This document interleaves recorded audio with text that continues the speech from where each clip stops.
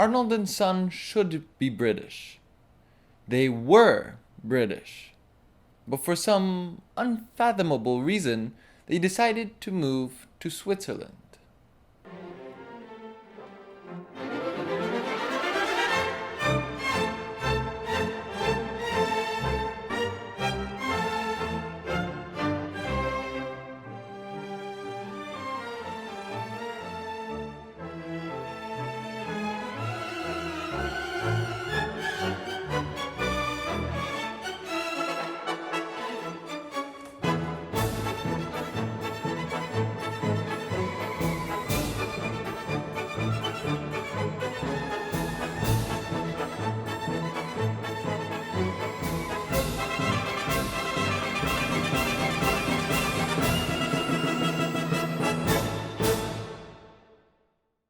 Arnold and Son is a very old watch company founded by John Arnold in 1764.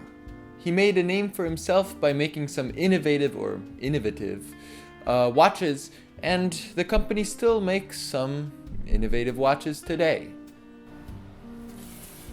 So, Arnold and Son. This company provides us with sort of a two-piece catalog. You have the main hardcover, beautiful hardcover, thick booklet with shiny glossy pages in your standard catalog format, meaning long and short. But you also get a tall and narrow novelties 2018 to 2019 sort of set. Not even novelties, but really just the whole collection in a folding outward folder. This is quite nice. It's a really compact thing. It's nice that you get both. If I only got this, well, not as nice, but because you get both, it's nice. And I also should say that a lot of the writing, the introductions, these big blocks of texts here and here, basically copy the history sections in the actual catalog. So let's go through it. This is the 2018 catalog. There's 2018, 2019, so I guess, I don't know if that's novelties or what, but this is what I got. And we open here to see this old pocket watch movement. So Arnold and Son is originally, well, made by John Arnold, a very famous and very influential watchmaker. From the time of, well, at the court of King George III, I believe he did something. Of course he did something.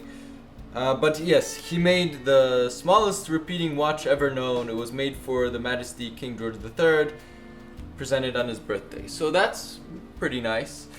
But so John Arnold sort of had two sides of his watchmaking. He had both the royal side, where he made the fancy stuff, and the chronometer side, where he focused on making stuff for, I believe, the Marine? The East India Company. So yeah, so the Navy or Marine or whatever.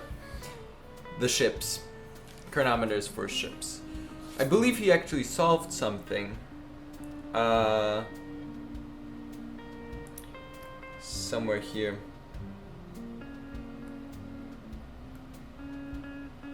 Yeah, he did something with chronometers. He made very accurate chronometers for ships. He was also a contemporary of, well, Abraham Louis Breguet. They actually shared apprentices. They switched. They gave their sons to each other to be apprentices. That's the way. So Arnold was, so John Arnold taught Breguet's son. Breguet taught Arnold's son. And actually, they actually worked on watches together. So this is a watch worked on both by John Arnold and Abraham Louis Breguet. And this is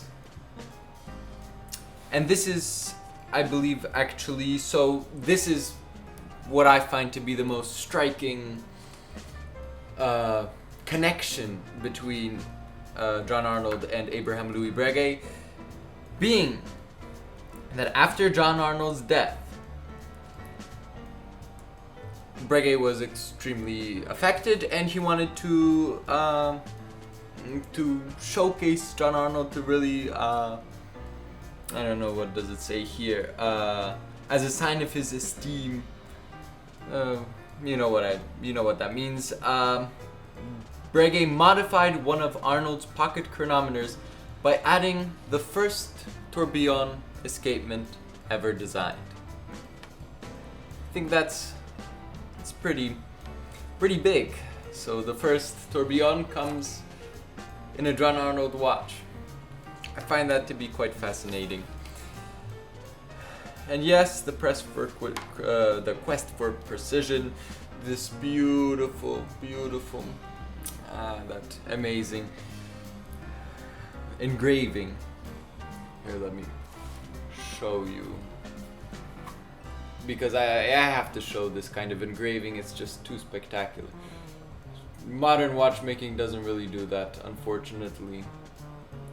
I think that's quite sad, but what can you do? Here, and I'll leave this zoomed in a little bit more so you can see more of the pages. Going on, we have a timeline, and Arnold and Son. Yes, there's his son, and yeah. Now I believe, yes. So Arnold and Son Company actually has moved past the Arnold family. So after John Roger Arnold died, Arnold and Son is repurchased by Charles Frodsham, or whoever that is. But in 2010, you see here, fully integrated manufacture. In-house olive movements, really. As I said before, I don't really care too much about in-house, but fully integrated. That's more important. I zoom out a bit. Here. Another spectacularly engraved pocket watch. Now we get to the actual watches. And here you have a bit of blurbs on how they're manufactured and all of that. And all the engravings, yes, the engravings, the gravers, the artistry of them. It really is spectacular how these kinds of things are made, and the kind of, art in engraving and painting and all of this is difficult, but when you have to make it so tiny, to me it's breathtaking. And this, well, we'll get to that a bit later. That is something quite special in my eyes. Now let's look at the collections. Royal Collection and Instrument Collection to celebrate the two sides of John Arnold. So, not the only company with two sides. I previously talked about Ulysses Nardin having two sides. They also have two sides, Arnold and Son. First we go to Royal Collection, right? The Royal Collection. So this is where we'll find less instruments and more royalty. And a big part of these opening pages is comparing the old pocket watch designs to the new ones. So here we have a different inspirations, not copies, but inspirations. And that's quite nice. See, you have this kind of shape of a bridge, not really a 3/4 plate, but kind of 3/4 plate, just missing a bit here. And then this wave design. We start with the watches, and we have a typically modern design language of this. Skeletonized, no dial basically. I don't find these watches to be really offensive or anything. They're just a different style than the older. And I think actually that can be best described with the shift from the gilded, yellow colored movement pieces to this nickel plated stuff.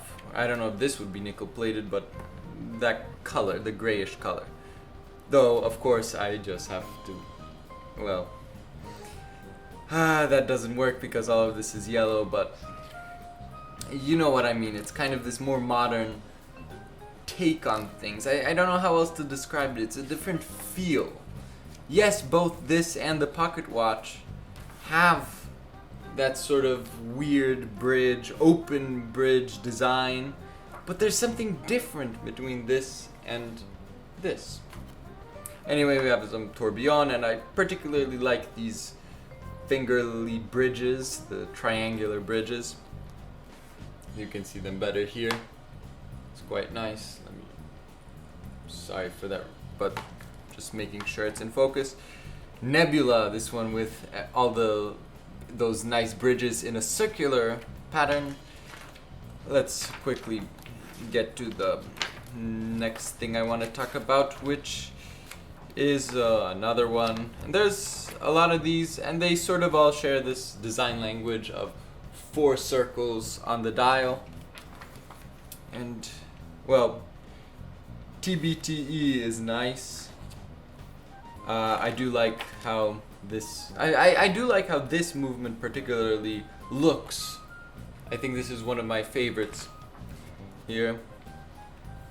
Where was it? Another tourbillon. How many tourbillons can one company have? Well, but this one has a sapphire plate, a wavy sapphire plate. And now we get to the waves. And these waves are what I think is really spectacular here, of the art aspect of watchmaking. You see this plate?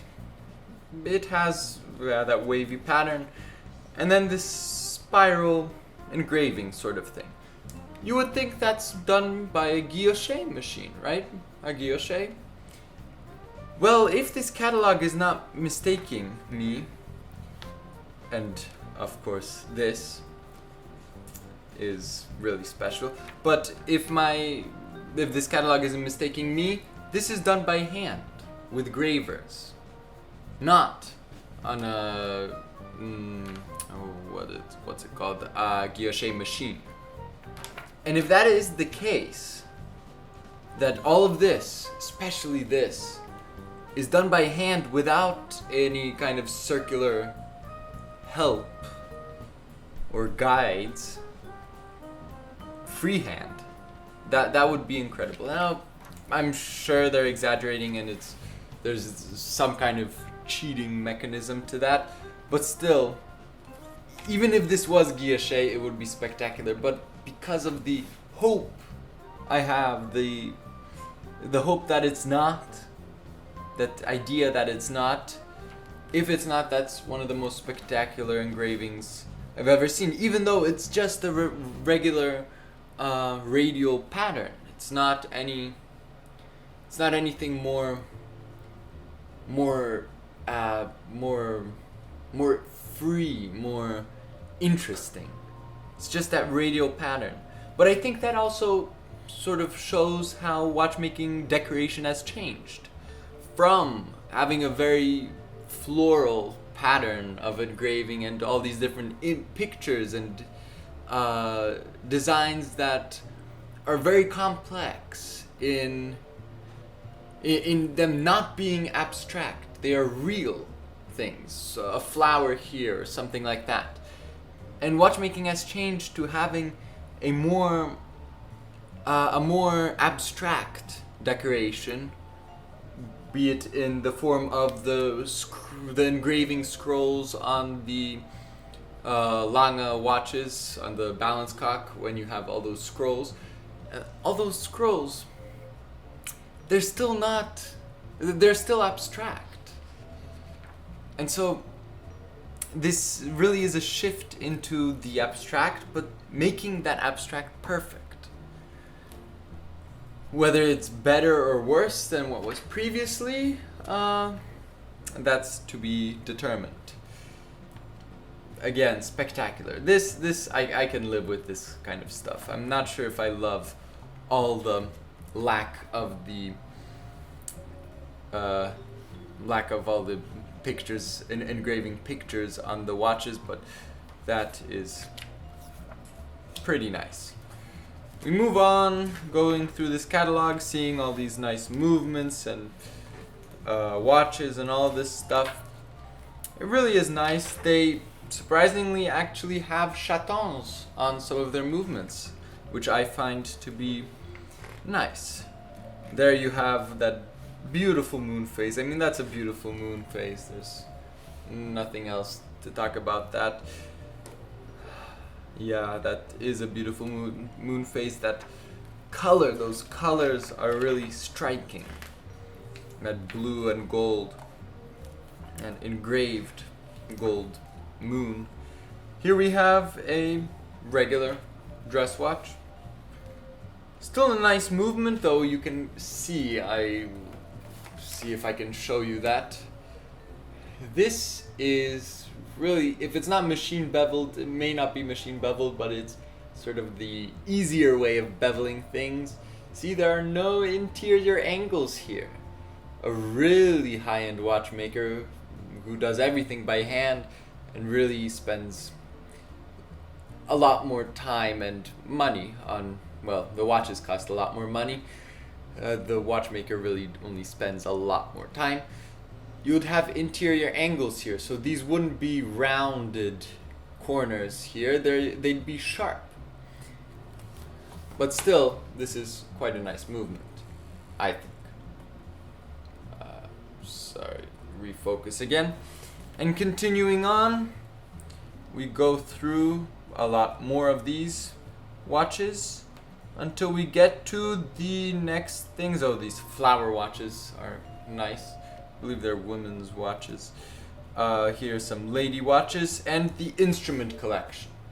Here we'll find some other things. And oh, see, this is what I'm talking about. This is what I mean. This engraving. You don't see that, do you, anymore? That kind of engraving. Now you just get stripes. Anyway, going through this instrument collection quickly because the camera doesn't have that much recording time left. We see some nice double tourbillon, double tourbillon. And I wanted to show one of my favorite things they make. Oh, of course, this is quite a spectacular looking movement, isn't it? One of my favorite things Arnold and Son does. Oh, that is really a signature of them, having a symmetrical movement, which will be showcased to the greatest extent soon. I don't know if it's before or after. Where is it? Come on. Oh, well, before. The time pyramid. To me, it doesn't really look too much like a pyramid, but because of these things here, and especially those power reserve indicators on the open space, but I guess it does kind of look like a pyramid. That's just an interesting movement. I don't know if I'd get it personally, but it's pretty nice. This, on the other hand, is what I would definitely get. So this is a deadbeat seconds complication where you can see the movement on the dial. It looks clean, it looks good, and it works. It's perfect. It's the perfect deadbeat seconds watch in my eyes. You have the anchor logo thing, you have the mechanism, you have an interesting sapphire dial. This doesn't need engravings in my eyes, at least on the dial side.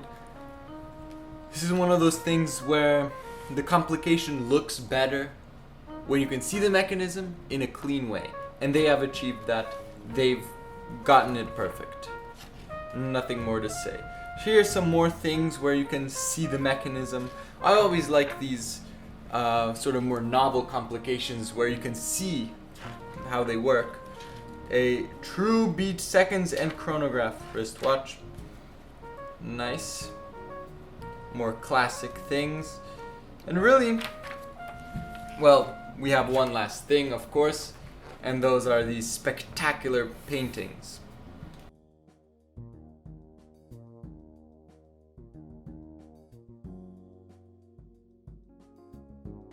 I mean, they're just absolutely amazing. Anyway, you have some movement photos at the end, and I guess I'll finish off by just showing you a close-up of this photo of this micro painting being painted. That's just spectacular, isn't it? Anyway, that's the John Arnold catalog.